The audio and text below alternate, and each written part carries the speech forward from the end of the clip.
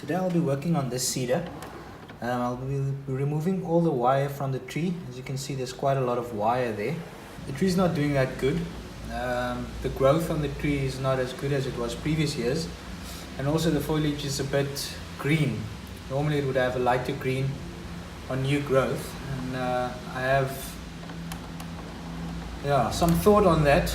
I think there's too much wire on the tree, and during the warm season what it did, it just burnt the tree. So as you can see, the wire is not biting into the tree.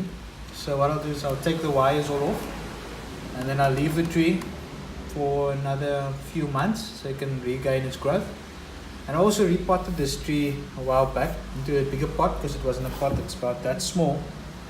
And I didn't do too good in the pot. It's been in there for more than 3 years, and I've been working on this guy for I think 5 years now. I got it a while back, and what it's actually doing now, it's great. Has a bit of new growth on places that I thought it wouldn't bud back to. By removing this wire, it would hopefully gain more strength and will thicken up a bit, because it used to be quite a tall tree, and I brought the apex down just so that you can have 3 levels. So you have a level here, a level here, and one there that would be the crown. Like this was the crown, it was up there, and I brought it down just to compact the tree a bit. And I also wired it into levels. If I remove the wire now, we'll see if it actually holds place where it should. It's been left like that for almost a year. And I will be rewiring the tree in spring again. Hopefully by then I would only need to angle these a bit more, because the tree was leaning back in its previous pot, and what I did now is I brought it a bit more forward. As you can see here, if you look at it from that angle, the tree is leaning a bit more forward.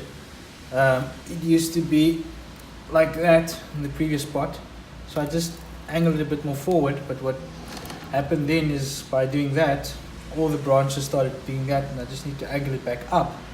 But I can't push the entire tree back, so what I'll do is I'll remove all the wire, let the tree regain its strength, and then just angle the foliage pad so that it's a bit more level to the eye, because now it just looks like the tree is leaning forward. So you want the trunk to lean forward, but the branches to be more level to the ground, so that you can actually see straight through the pad, because now your eye is blocked, so you're looking straight into the pads and not over the pads. So you want it to look like a hand.